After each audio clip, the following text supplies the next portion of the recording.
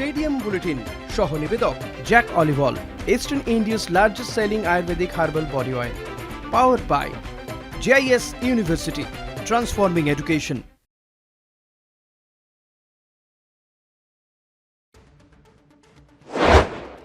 শুরু করছি আজকের stadium bulletin co presented by Jack olive oil and co powered by JIS university, transforming education. আমার সঙ্গে রয়েছেন কলকাতা টিভির assistant sports editor Joyjyoti Ghosh. Joyjyoti, স্বাগত জানাবো আজকের আলোচনায়। আর আজকে IPL এর মরশুম তো চলছে, কারণ এই মুহূর্তে আপনারা জানেন যে আগামী অর্থাৎ রবিবার দিন ফাইনাল রয়েছে। তবে তার আগে মুম্বাই ইন্ডিয়ান্স শিবিরে কি খবর রয়েছে, কারণ মুম্বাই ইন্ডিয়ান্সের অন্দরে জানা যাচ্ছে যে হার্দিক পান্ডিয়া আগামী মরশুমে অধিনায়ক থাকবেন না, এবং এটা বোধহয় হওয়ারই ছিল, কারণ আমরা দেখেছিলাম 2024-এ যখন রোহিত শর্মাকে সরিয়ে হার্দিককে অধিনায়ক করা হলো, ক্যাপ্টেন করা হলো, এবং দুটো মরশুম কেটে গিয়েছে, মুম্বাই ইন্ডিয়ান্সকে কিন্তু সেভাবে কিছু দিতে পারেননি। তবে এখনও পর্যন্ত এই বিষয়টা কিন্তু শুধুমাত্র জল্পনা রয়েছে। হার্দিকের ভবিষ্যৎ কি হতে চলেছে, মুম্বাই ইন্ডিয়ান্সে আগামী মরশুমে তিনি খেলবেন কিনা আদৌ, এই সব নিয়ে জানবো। জয়জ্যোতি, আগামী মরশুমে হার্দিক পান্ডিয়ার ভবিষ্যৎ কি হতে চলেছে?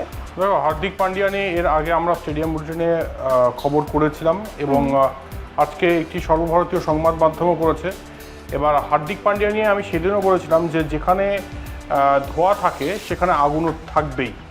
তো হার্দিক পান্ডিয়ার যে ডেভেলপমেন্টগুলো হয়েছে, মানে IPL-এ যদি আপনারা ফলো করেন, সেখানে পরিষ্কার বুঝতে পারবেন যে মুম্বাই টিম ম্যানেজমেন্টের সঙ্গে হার্দিক পান্ডিয়ার কোথাও একটা দূরত্ব কিন্তু তৈরি হয়েছে। যদি হার্দিক পান্ডিয়া নিজে পারফর্ম করতেন তাহলে হয়তো দূরত্বটা কিছুটা হলেও মিটত। এবং মুম্বাই ইন্ডিয়ান্সের যা পারফরমেন্সের যা গ্রাফ, তাতে কোনো কিছুতেই কিছু হবে না। এবং এই মুহূর্তে যারা মুম্বাই ইন্ডিয়ান্সের শীর্ষকর্তা, তারা কিন্তু রীতিমতো অসন্তুষ্ট হার্দিক পান্ডিয়ার প্রতি, কারণ হার্দিক পান্ডিয়া সেই পারফরমেন্সটা দিতে পারেননি যে পারফরমেন্সটা তার থেকে এক্সপেক্টেড। তাই ওটাই বলার যে হার্দিক পান্ডিয়া সময় মনে হয় শেষ, কারণ এটা কনফার্ম যে তিনি আর ক্যাপ্টেন থাকবেন না, এটা একদম কনফার্ম। আপনাদের আরও একবার জানিয়ে রাখি যে জুনের ফার্স্ট উইকে একটা মিটিং রয়েছে, আমাদের সূত্র যেটা বলছে, সেই মিটিংয়ে ডিসাইড হয়ে যাবে যে মানে পরবর্তী যে রূপচিত্র, যে রূপরেখা, সেটা কিন্তু পরিষ্কার হয়ে যাবে। মুম্বাই ইন্ডিয়ান্সের তরফ থেকে যেটা আমরা জানতে পারছি সূত্র মারফত, যে হার্দিক পান্ডিয়া ক্যাপ্টেন্সি খোয়াবেন, তবে টিমের কি তাকে রাখা হবে সেটা নিয়ে কিছু সিদ্ধান্ত এখনও পর্যন্ত জানা যায়নি, তবে খুব শীঘ্রই আমরা জানতে পারবো। এবং হার্দিক পান্ডিয়া নিজে কিছুটা অপমানিত হয়ে এই ফ্র্যাঞ্চাইজিতে কি থাকবেন, অনেকে আজকে বলছিলেন যে হার্দিক পান্ডিয়া যদি চলে যান মুম্বাই ইন্ডিয়ান্স থেকে, তাহলে কোথায় কোথায় যেতে পারেন। মুম্বাই ইন্ডিয়ান্স থেকে চলে গেলে দু জায়গায় আমার মানে ধারণা যে তিনি চেষ্টা করছেন, বা তার এক জায়গায় তো মোটামুটি কথাবার্তাও হচ্ছে, যা শোনা যাচ্ছে চেন্নাই সুপার কিংসে সূত্র বলছে মহেন্দ্র সিং ধোনির সঙ্গে তার কথাবার্তা রীতিমতো চলছে। কি সত্যি কি মিথ্যা আমরা জানি না। আরেকটা ফ্র্যাঞ্চাইজির কথা বলতে পারি, সেটা হচ্ছে কলকাতা নাইট রাইডার্সও কিন্তু নজর রাখছে, কারণ আগামী IPL-এ আজিঙ্ক রাহানে ক্যাপ্টেন্সি করবেন না, এটাও প্রায় কনফার্ম। কোনোভাবে কি হার্দিক পান্ডিয়ার মতো এক অলরাউন্ডারকে নিয়ে আসা যায়, নাকি মুম্বাই ইন্ডিয়ান্স হার্দিক পান্ডিয়াকে অলরাউন্ডার রেখে দেবে, এটাও কিন্তু দেখার। তবে হার্দিক পান্ডিয়া নিজে কি চাইছেন, তার first preference Chennai Super Kings, Kolkata Knight রাইডার্সও চোখ রাখছে অবশ্যই হার্দিক পান্ডিয়ার দিকে। তবে মুম্বাই ইন্ডিয়ান্সে যে সব কিছু ঠিকঠাক চলছিল না, এটা কিন্তু পরিষ্কার। এটা আমরা এর আগেও স্টেডিয়াম বুলেটিনে বলেছিলাম, আবারও বলছি, এবং এরই মাঝে একটি সর্বভারতীয় সংবাদ মাধ্যমও সেটাকে ফ্ল্যাশ করেছে যে হার্দিক পান্ডিয়া ক্যাপ্টেন্সি হারাতে চলেছেন, এবং এটা নিশ্চিত প্রায়। আর রোহিত শর্মার গুরুত্ব বাড়ছে। অনেকে বলতে পারেন রোহিত শর্মাকে ক্যাপ্টেন হবেন আগামী মরশুমে, না, রোহিত শর্মা ক্যাপ্টেন্সি করবেন না। আমাদের কাছে এখনও যা খবর, আজকে রাত পর্যন্ত যা খবর, রোহিত শর্মার ক্যাপ্টেন কে হবেন এটা নির্ধারণ করার ক্ষমতা কিন্তু তাকে দেওয়া হবে। তার পরামর্শ অনুযায়ী মুম্বাই ইন্ডিয়ান্সের পরবর্তী ক্যাপ্টেন বেছে নেওয়া হবে। অর্থাৎ কি দাঁড়ালো, রোহিতের যে ফ্যান বেস, রোহিত শর্মার ক্যাপ্টেন্সিতে 5 বার আইপিএল জিতেছে এই মুম্বাই ইন্ডিয়ান্স। তাই সব থেকে সাকসেসফুল ক্যাপ্টেনকে ভরসা করছে মুম্বাই থিঙ্ক ট্যাঙ্ক, এবং তার নির্দেশ মতোই কিন্তু পরবর্তী মুম্বাই ইন্ডিয়ান্সের নীল নকশাটা আঁকা হবে, এটা প্রায় পরিষ্কার। অর্থাৎ রোহিত শর্মা যে পরবর্তী মুম্বাই ইন্ডিয়ান্সের ব্যাটনকে ধরতে চলেছেন বা কে উত্তরসূরি হবেন সেটা ডিসাইড করতে পারেন, তবে রোহিত শর্মা তিনি যে ক্যাপ্টেন হবে না সেটা এখনো পর্যন্ত নিশ্চিত। তবে হার্দিকের ভবিষ্যৎ কি হয় সেটা তো দেখা যাবে আগামী মরশুমে কি হয়।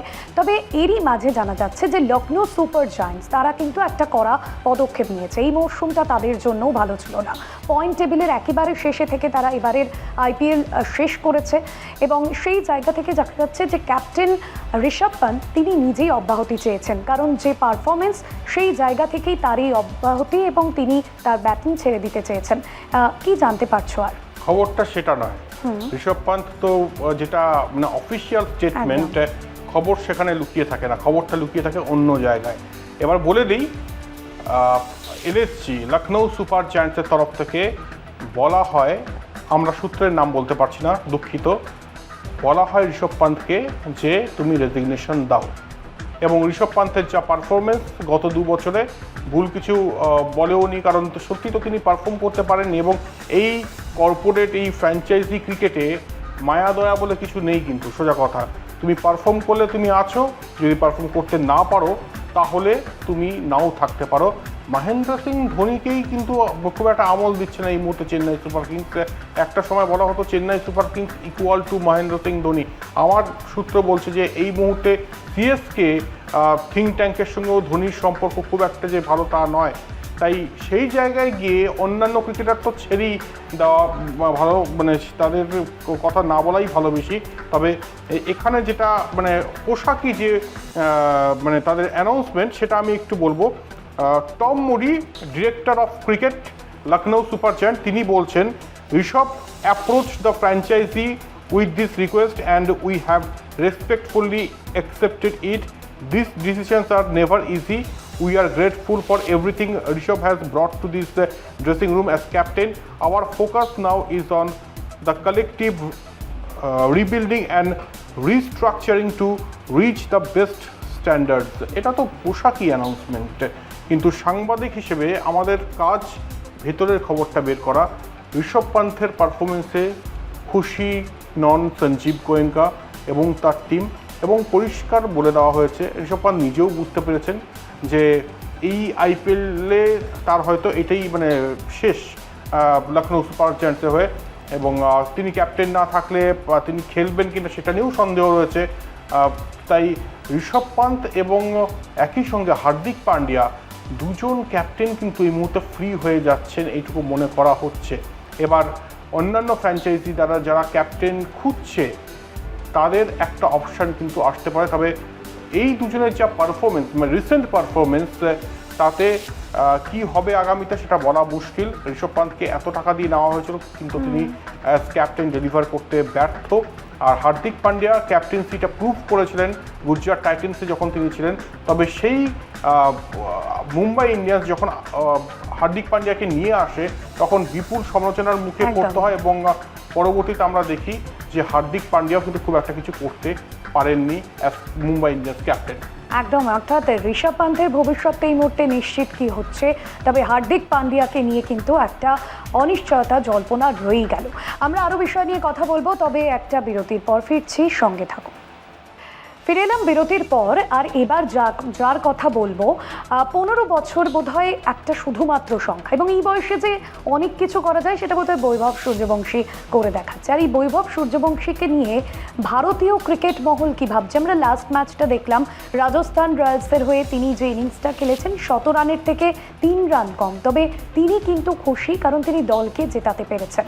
তিনি 100 রান করতে পারেননি, কিন্তু দলকে জিতিয়েছেন, এটাই তার কাছে বড় প্রাপ্তি। আর ভারতীয় ক্রিকেট মহল তাকে নিয়ে কি বলছে জয়জ্যোতি? একটা কথা বলি, এই বৈভব সূর্যবংশীকে নিয়ে কিন্তু এখন সবাই কথা বলছে, শুধুমাত্র ভারতীয় ক্রিকেট মহল নয়।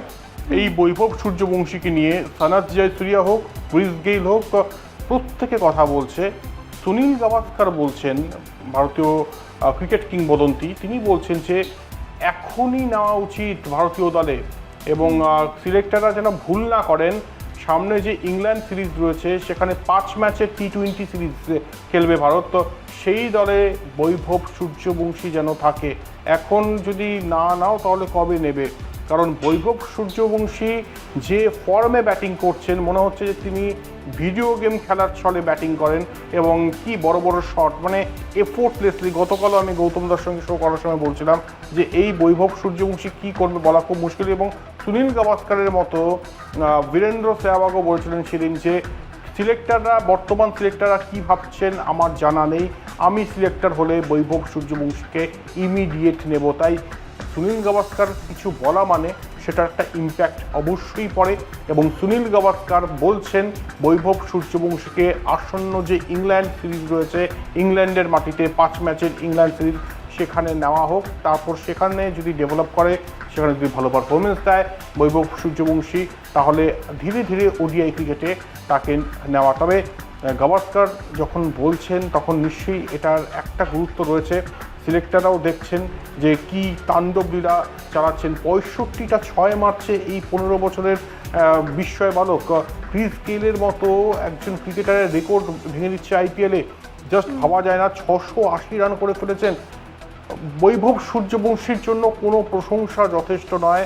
আমি গতকালও বলছিলাম যে কমেন্ট্রি বক্সে বসে সঞ্জয় বাঙ্গার, অনিল কুম্বলে দুজন ডিসকাস করছিলেন যে কত রান হতে পারে রাজস্থানের।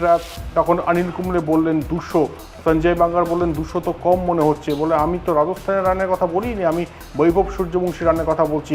তো কোন পর্যায়ে তিনি নিয়ে গিয়েছেন ক্রিকেটকে, এটা কিন্তু পরিষ্কার। আর এখনই মানে নাও আর নেভার, এখনই তো সময়টা চলে এসছে। তিনি এরকম ফর্মে রয়েছেন, ভারতীয় দল যারা নির্বাচন করেন তারা নিশ্চয়ই দেখছেন, এবং সুযোগটা তাকে অবশ্যই দেওয়া উচিত। এমনটা শুধুমাত্র একজন দুজন মনে করছেন না, স্বয়ং লিটল মাস্টার সুনীল মনোহর গাভাস্কার মনে করছেন এখনই সুযোগ পাওয়া, মানে সঠিক সময় বৈভব সূর্যবংশী। এজ বিডিআর বলে কিছু নেই। যে ক্রিকেটার সব বোলারদের মেরে ছাতু করে দিচ্ছে, যে ক্রিকেটার এই মানে অস্ট্রেলিয়ান বোলারকে মারছেন, তো তিনি তো সবাইকে মারতে পারবেন। তাই ওটাই বলার যে বৈভব সূর্যবংশীর সময় হয়ে গিয়েছে ভারতীয় দলের জার্সি গায়ে করার। একদমই। অন্যান্য আরও বিষয় নিয়ে কথা বলবো, তবে একটা বিরতির সময় হয়েছে, ফিরছি বিরতির পর। ফিরে এলাম বিরতির পর। আইপিএল নিয়ে আমরা কথা বলছি, আর এবার সৌরভ গঙ্গোপাধ্যায়, তাকে নিয়ে কি কোনো আপডেট রয়েছে জয়জ্যোতি? দেখো, সৌরভ গঙ্গোপাধ্যায়ের আপডেট এটাই যে আগামী আইপিএলে দিল্লির কোচ হবেন এই সৌরভ গঙ্গোপাধ্যায়। দিল্লি ক্যাপিটালস এবার খুব বেশি কিছু করতে পারেনি, তবে দিল্লি টিমটা ব্যালেন্স, যেটা সৌরভ নিজে বলছেন, এবং পরবর্তীতে তিনি কোচ হিসেবে কি করতে পারেন সেদিকে আমরা অবশ্যই তাকিয়ে থাকবো। ভুলে গেলে চলবে না, প্রিটোরিয়া ক্যাপিটালসের তিনি কোচ হয়েছিলেন, এবং সেই দল সাউথ আফ্রিকায় T20 লিগে কিন্তু ফাইনাল খেলেছে। তাই সৌরভ গঙ্গোপাধ্যায়ের এই অবতারটা দেখার অপেক্ষা আমরা প্রত্যেকে থাকবো, এবং সৌরভ গঙ্গোপাধ্যায় সেই কোচের ভূমিকায় আমরা হয়তো দেখব আগামী আইপিএলে। তাই নতুন কিছু অপেক্ষা করছে। সৌরভের বায়োপিক অলরেডি শ্যুট করা শুরু হয়ে গিয়েছে, তবে কোচ সৌরভ গাঙ্গুলিকে দেখানোর জন্য মনে হয় আরেকটু সময় অপেক্ষা করলে ভালো হতো। যাই হোক, জোকস অ্যাপার্ট, তবে সৌরভকে আগামী আইপিএলে দিল্লি ক্যাপিটালসের কোচের ভূমিকায় দেখা যেতে চলেছে, এমনটাই কিন্তু মনে করা হচ্ছে। একদমই। এবং বাংলার মহারাজকে নিয়ে যখন কথা হচ্ছে, আর তারই মাঝে বাংলার ক্রিকেট এবং তার মানে রঞ্জি ট্রফি, সেই রঞ্জি ট্রফি কোথাও গিয়ে অস্তিত্বহীন হয়ে পড়ছে। কারণ এই রঞ্জি ট্রফি যেখান থেকেই নতুন নতুন মুখ উঠে আসে, যেখান থেকে ভারতীয় অর্থাৎ জাতীয় দলে সুযোগ পাওয়া যায়, সেই রঞ্জি ট্রফি নাকি কোথাও অস্তিত্বহীন হয়ে পড়ছে, এমনটাই অনেকে বলছেন। আমি একটা কথা বলি, এটা শুধু বাংলার ক্রিকেট নয়, রঞ্জি ট্রফিটা অল ইন্ডিয়া লেভেলে ক্রিকেট হয়, এবং সেখানে একজন ক্রিকেটার এই কথাটা বলছেন যে রঞ্জি ট্রফির কোনো দামই নেই। তিনি কে? তিনি হচ্ছেন সিদ্ধেশ লাড। সিদ্ধেশ লাডকে দীনেশ লাড সবাই চেনেন আপনারা, রোহিত শর্মার কোচ দীনেশ লাড, তার ছেলে সিদ্ধেশ লাড। এবং তিনি যেটা বলছেন খুব একটা ভুলও বোধহয় বলছেন না। সিদ্ধেশ লাড বলছেন, দীনেশ লাডকে তো আমরা অনেকবার ইন্টারভিউ নিয়েছি কলকাতা টিভিতে, আপনারা দেখেছেন। সিদ্ধেশ লাড যেটা বলছেন তার ছেলে, সেটা হচ্ছে যে আইপিএলই সব, আইপিএলে যদি ভালো পারফরমেন্স তোমার হয় তুমি ইন্ডিয়ান টিমে চান্স পাবে। রঞ্জি ট্রফিতে দুর্ধর্ষ পারফরমেন্স করেও কিন্তু সুযোগ আসে না। গত মরশুমে 5টা শতরান করেছিল, রেকর্ড করেছিল এই সিদ্ধেশ লাট, তিনি কিন্তু সুযোগ পাননি। আকিব নবীর কথা তিনি বলছেন যে ক্রিকেটার জম্মু কাশ্মীরের এরকমভাবে পারফরমেন্স দিয়ে রঞ্জি চ্যাম্পিয়ন করলো, তার একটা সুযোগ আসতো না টেস্ট টিমে। তাই ওটাই তিনি বলছেন যে রঞ্জি ট্রফিটা মানে ধীরে ধীরে তার মানে মান হারাচ্ছে আইপিএলের জন্য, এবং নির্বাচকেরাও খুব একটা আমল যে দিচ্ছে না সেটা তাদের টিম সিলেকশন দেখে কিন্তু পরিষ্কার হয়ে যাচ্ছে, এমনটাই মনে করছে সিদ্ধেশ লাটটা। তাই এটা ভাবার সময় হয়েছে, যারা রঞ্জি ট্রফি খেলে একটা সময় ডাক পেতেন, সেই রঞ্জি ট্রফি কি এখন আইপিএলের জন্য টোটালি মানে সাইড হয়ে গেল? যদি এটা হয় তাহলে এটা অবশ্যই আমি মনে করি যে খারাপ, কারণ না রঞ্জি ট্রফি একটা ক্রিকেটারকে এমনভাবে তৈরি করে যেটা হয়তো ওই মানে টি-20 ক্রিকেট সেটা নাও করতে পারে। টেস্ট ক্রিকেটের জন্য রঞ্জি ট্রফিটা অবশ্যই মানে মানে টেস্ট টিম সিলেকশনের জন্য রঞ্জি ট্রফিটা অবশ্যই কিন্তু ফার্স্ট প্রায়োরিটি হওয়া উচিত। যদি এটা না হয়ে থাকে তাহলে এটা ভীষণ দুঃখজনক। একদমই। এবং এবার একটু আসি ফিফা ওয়ার্ল্ড কাপের খবরে, কারণ সময় একেবারেই কম। আমরা জানি যে সামনেই ফিফা ওয়ার্ল্ড কাপ রয়েছে, আর 13 দিন মতো বাকি রয়েছে। তার আগে আর্জেন্টিনার দল ঘোষণা করা হয়েছে এবং সেই দলে মেসিও রয়েছেন, অর্থাৎ মেসিকে আমরা দেখতে পাবো। যদি আমরা ভেবেছিলাম যে মেসির খেলা নিয়ে একটা জল্পনা হয়েছিল, লাস্ট ইন্টার মায়ামির হয়ে তিনি যখন খেলেছিলেন তখন চোট পেয়েছিলেন তিনি, তারপর বিশ্বকাপে তাকে আমরা দেখতে পাবো কিনা এ নিয়ে অনুরাগীদের মধ্যেও কিন্তু একটা চিন্তা হয়েছিল। তুমি কি মেসির ফ্যান? না, আমি মেসির ফুটবল কম দেখি, তবে মেসিকে অবশ্যই ভালো লাগে, মেসিকে তো ভালো লাগবে। বলে রাখি কলকাতা টিভির দর্শকদের যে ফুটবল ওয়ার্ল্ড কাপ আসছে, প্রচুর ফুটবল তারকা থাকবে এবং এক্সক্লুসিভ কিছু কভারেজ থাকবে, তো সেটা দেখতে ভুলবেন না। আর্জেন্টিনা, ব্রাজিল, জার্মানি, ফ্রান্স সব দেশের মানে ফুটবল ফ্যান্সরা যাতে স্টেডিয়াম বুলেটিন দেখেন সেটার জন্য অনুরোধ জানাচ্ছি আগে থেকে, কারণ আমি সব কিছু পাস করবো না এখনই। বেশ কিছু চমক থাকছে ফুটবল ওয়ার্ল্ড কাপে। আর তুমি যেমনটা বললে একদম সঠিক বলেছো যে লাস্ট যে ম্যাচটা সেখানে 18 মিনিট খেলে লিওনেল মেসি, তার চোট নিয়ে চিন্তা ছিল তাকে কি করা হবে, তবে সব জল্পনার অবসান ঘটিয়ে লিওনেল মেসি খেলছেন। ষষ্ঠ বিশ্বকাপ হতে চলেছে এবং CR7 অপরদিকে পর্তুগালের, তিনিও টানা 6টা বিশ্বকাপ খেলছেন। আমি একটু বলে রাখি টিমটা, এবং যে আর্জেন্টিনা টিম গড়া হয়েছে, কোর টিমটা গতবারের চ্যাম্পিয়নই আর্জেন্টিনা, কোর টিমটা কিন্তু একই রাখা হয়েছে প্রায়। আমি বলে রাখছি কারা কারা রয়েছেন এখানে। গোলরক্ষক Emiliano Martinez, Geronimo Rulli, Juan Musso, defender Leonardo Balerdi, Gonzalo Montiel, Nicolas Tagliafico, Lisandro Martinez, Cristiano Romero, Nicolas Otamendi, Facundo Medina, Nahuel Molina. মিডফিল্ডারদের মধ্যে যারা রয়েছেন তারা হচ্ছেন লিওন্দ্রো পারাদোস, রড্রিগো রিপল, Valentin Barco, Giovani Lo Celso, Exequiel Palacios, Alexis Mac Allister, Enzo Fernandez. ফরওয়ার্ডের মধ্যে Julian Alvarez, Lionel Messi, Nicolas Gonzalez, Thiago Almada, Giuliano Simeone, Nicolas Paz, Jose Manuel Lopez এবং লাউতারো মার্টিনেজ। এই হচ্ছে Argentina team, এবং এই team কি আরও একবার চ্যাম্পিয়ন হবে? মানে এবার দৌড়েকে এগিয়ে সমস্ত টিম নিয়ে পুঙ্খানুপুঙ্খ আলোচনা চলবে, তবে এই টিম অবশ্যই চমক দেওয়ার ক্ষমতা রাখে। লিওনেল মেসি তার শেষ বিশ্বকাপ খেলবেন এবং ওই মানে শেষবার যখন কোনো তারকা, এরকম তারকা বললে তো ভুল, মহাতারকা নামেন তখন কিন্তু রাঙিয়ে দিতে চাইবেন। তাই মেসি ম্যাজিক দেখার অপেক্ষায় প্রত্যেকে তো রয়েছি, আমরাও রয়েছি। দেখা যাক কি হয়, তবে ওয়ার্ল্ড কাপে চমক থাকছে স্টেডিয়াম বুলেটিনে। একদমই তাই। এবং বাংলা হোক বা যে কোনো জায়গা থেকে মেসির জন্য তো চিয়ারিং থাকবেই, কারণ ফুটবলের পাশাপাশি মেসিকে নিয়ে কিন্তু একটা আলাদা আবেগ রয়েছে আমাদের সকলের মধ্যে। এ তো গেল ফিফা ওয়ার্ল্ড কাপ। তবে ইস্টবেঙ্গলের এত ভালো পারফরমেন্স আইএসএলে, 22 বছরের সাপমুক্তি হয়েছে, এত ভালো পারফর্ম করেছে, কিন্তু তারপরেও একটা প্রশ্ন হচ্ছে যে অস্কার ব্রুজো তিনি কি ইস্টবেঙ্গলের কোচ থাকবেন? কেন? দেখো, এখন বলা খুব মুশকিল। অস্কার ব্রুজোর মানে চুক্তি হচ্ছে 31শে মে পর্যন্ত। এখনো পর্যন্ত তার সঙ্গে কোনো কথা হয়নি। আমাদের মানে যা সূত্র যেটা বলছে, এখন যা অবস্থা তাতে একটা মিটিং হয়েছে, বোর্ড মিটিং, সেখানে লগ্নিকারী সংস্থাও ছিল এবং ইস্টবেঙ্গল ক্লাবের কর্তারাও ছিল। সেখানে আগামী দিনে ইস্টবেঙ্গলের স্ট্রং টিম গড়া হবে সেই সব নিয়ে কথাবার্তা হয়। এবার অস্কার ব্রুজো যদি চলে যান তাহলে কিন্তু ওই যে কোর টিমটাও ভেঙে যেতে পারে। মিগুয়েল কি থাকবেন, এটাও একটা বড় প্রশ্ন। সেভিলিকে থাকবেন, মানে অনেকগুলো বিষয় রয়েছে।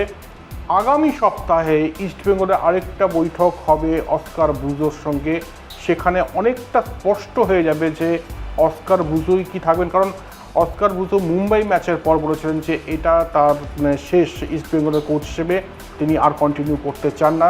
তবে যখন কোনো কোচের আন্ডারে কোনো টিম আইএসএলের মতো ট্রফি জেতে, আইএসএল চ্যাম্পিয়ন হয়, তখন কিন্তু অনেক সমীকরণ বদলে যায়। তাই সেই সমীকরণটা অবশ্যই বদলেছে, তবে এখনও কিছু ডিসাইডেড নয়। কারণ অস্কার ব্রুজো চলে গেলে বেশ কিছু বিদেশি ফুটবলার চলে যেতে পারে, এমনটা ধারণা অনেকেই করছেন। তবে কি হয় আগামীতে সেটা আমরা আগামীতেই জানতে পারবো এবং আপনাদের জানাবো। তবে অস্কার ব্রুজো থাকছেন না যাচ্ছেন, এটা কিন্তু এখন পর্যন্ত অস্কার ব্রুজোও জানেন না। একদমই। এবং আজকে আমাদের সময় একেবারেই শেষ। অনেক ধন্যবাদ জানাবো জয়জ্যোতি। স্টেডিয়াম বুলেটিন আজ এখানেই শেষ করছি। আর অন্যান্য খবরের জন্য দেখতে থাকুন কলকাতা টিভি রাত দিন 7 দিন।